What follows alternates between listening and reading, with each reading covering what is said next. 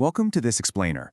Today, we're diving straight into the actual hard biochemistry of liver detoxification. You know, we see it literally everywhere online, the promise of a quick fix, a weekend reboot. But what's really fascinating is what the science actually says. We're going to break down exactly why that expensive green juice you bought isn't quite doing what you think it is. So, let me ask you something. Are you still relying on a short-term juice cleanse to detoxify your body? If you are, hey, no judgment. Marketing is just incredibly powerful. We've basically been conditioned to believe that a few days of chugging cayenne pepper and lemon water will somehow magically scrub our internal organs clean. But as we'll see today, human biology is just vastly more sophisticated than that. We've all heard the myth, right? That drinking a green juice physically cleanses your liver. Well, the reality is actually way more impressive. While a green smoothie might taste absolutely amazing and pack a vitamin punch, the juice itself isn't doing the scrubbing. Actually, your liver already has this massive, highly advanced built-in system that cleans you. The liver doesn't need to be cleaned, it is the cleaner. To really appreciate this incredible organ, just think about this massive number, 500. It turns out your liver performs more than 500 known functions in your body every single day. It's basically your body's central processing hub. It handles metabolism, digestion, stores your vitamins, regulates your immune system, and of course, runs detoxification. We seriously underestimate just how much heavy lifting this organ does for us around the clock. Out of those 500-plus jobs, one of its absolute most critical responsibilities is processing unwanted substances. We're talking about things like excess hormones your body just doesn't need anymore, prescription or over-the-counter drugs, alcohol, environmental toxins, and even your own natural metabolic byproducts. And here's the kicker, many of these compounds are fat-soluble. That's absolutely crucial, because it means they can't just be easily filtered out by your kidneys and flushed away. They need some very special handling. So, to handle those stubborn fat-soluble toxins, the liver uses this brilliantly coordinated two-step factory process known simply as Phase 1 and Phase 2 detoxification. The ultimate goal of this entire assembly line is to take a fat-soluble toxin and chemically modify it over and over until it becomes water-soluble. Once it's water-soluble, your body can finally, safely excrete it. Let's break down exactly how this biochemical factory actually works. Let's look really closely at Phase I first. You can visualize this phase as popping the lid off a toxic barrel. To get inside that barrel, the liver uses a highly specialized family of enzymes called Cytochrome P450. These enzymes immediately get to work chemically modifying the compounds. They might add oxygen, remove electrons, or kind of reshape the molecule entirely. They're preparing the substance for the next stage. But there is a major catch here. You see, this initial activation phase modifies the toxins to prep them for disposal, sure, but in doing so, it temporarily creates what we call reactive intermediates. And paradoxically, these highly unstable compounds can actually be much more harmful and toxic than the original substance you ingested in the first place. Crazy, right? If these incredibly unstable reactive compounds aren't dealt with immediately by the next phase of the factory, they can cause some serious cellular havoc. We're talking about damaging your DNA, oxidizing lipids, injuring cellular proteins, and causing a massive spike in overall oxidative stress. So Phase 1 alone isn't just insufficient, it's downright dangerous on its own. A perfect, totally mind-blowing example of this is what happens when you drink alcohol. During Phase I, your liver turns the ethanol from your drink into a completely different compound called acetaldehyde. Now here is the wild part. Acetaldehyde is actually much more toxic to your body than the alcohol itself. It's the buildup of this exact reactive intermediate that contributes to the cellular damage and, frankly, those terrible feelings you get when you overindulge. So because of the immense danger created in Phase 1, we desperately completely rely on Phase 2. This is your biochemical cleanup crew. Phase 2 steps in to safely finish the job. Think of it this way. If Phase 1 is popping open the toxic barrel, Phase 2 is the hazmat team that swoops in, neutralizes the spilling contents, and packs them away so they can't harm you. So how exactly does this hazmat cleanup crew do its job? Phase 2 relies on a really fascinating process called conjugation. Basically, the liver grabs another molecule and attaches it directly onto that dangerous reactive intermediate.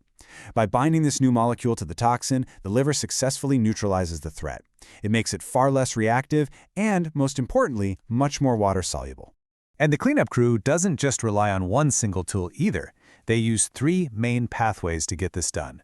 First up is glucuronidation, try saying that 3 times fast, which is a massive pathway used to clear things like bilirubin, hormones, and medications. Second is sulfation, which processes neurotransmitters and relies super heavily on sulfur from your diet. And third is glutathione conjugation. This is literally one of your body's most critical antioxidant defense systems for neutralizing highly reactive compounds. Once these toxins have finally been bound and rendered water-soluble and totally safe by our Phase 2 cleanup crew, your body can finally do what you want it to do, simply flush them out naturally. The newly safe water-soluble waste just exits your system through urine via your kidneys, or it gets packaged into bile and sent right out through your digestive tract. Boom. Factory process complete. Okay, but what happens when this incredible 2-step factory process breaks down and gets out of balance? Because look, as resilient as the human liver is, it is definitely not invincible. When we overwhelm the system, we put ourselves in a state of biochemical imbalance, and that is exactly when real, serious damage starts to occur at the cellular level. Just imagine Phase I is rapidly opening all those toxic barrels, but the Phase 2 cleanup crew is totally understaffed, or maybe they're just missing the supplies they need. Phase 2 simply cannot keep up with the sheer speed of Phase I. The result? Those highly reactive, super dangerous intermediates we talked about earlier start to accumulate in your system, and they cause profound oxidative damage. Now, why exactly does this dangerous imbalance happen? Let me be clear, it doesn't happen because you skipped your annual juice cleanse. No, it happens due to real, chronic stressors. Things like inadequate nutrition that deprives the cleanup crew of its vital supplies, excessive alcohol intake, chronic medication or toxin exposure, smoking, chronic inflammation, and underlying metabolic dysfunction. These are the real, heavy burdens on your liver. And that brings us to a huge misunderstanding about liver health. This chronic metabolic overload, combined with excess calories, refined carbohydrates, and insulin resistance, that is what truly drives conditions like fatty liver disease. It's a highly complex metabolic condition. It is not simply caused by quote-unquote poor detoxification that you can magically cure with some fad diet. It's an issue of chronic systemic overload. But wait, here is the highly encouraging news. Your liver is incredibly resilient. It has an astonishing ability to recover and regenerate when you finally remove that underlying stress. And you can directly and scientifically support your Phase 2 cleanup crew through your everyday nutritional habits. You literally hold the power to give your liver exactly the tools it needs to protect you. The science shows us exactly how to do this. Your liver physically needs specific raw materials to fuel that Phase 2 cleanup crew. For instance, amino acids like glycine and cysteine are strictly required to build that master antioxidant, glutathione. Sulfur compounds, absolutely mandatory for the sulfation pathway. B vitamins and selenium step in to support vital enzyme activity. Guys, this is the real biochemistry of detox. And the best part? You don't need expensive, fancy supplements to get these. You can stock up on all these critical biochemical building blocks just by filling your plate with real, whole foods. Cruciferous veggies like broccoli, along with garlic and onions, are completely packed with the sulfur your liver desperately needs. Add in some legumes, antioxidant-rich berries, and leafy greens, and you provide the exact amino acids and vitamins required to keep both Phase 1 and Phase 2 running in perfect harmony. To sum up this entire complex biological process, I really want you to remember this. It is daily habits, not short-term detox cleanses, that create meaningful change. Long-term liver health isn't something you build in a weekend. It's built through consistent nutrition, maintaining a healthy body weight, regular physical activity, and minimizing ultra-processed foods day in and day out.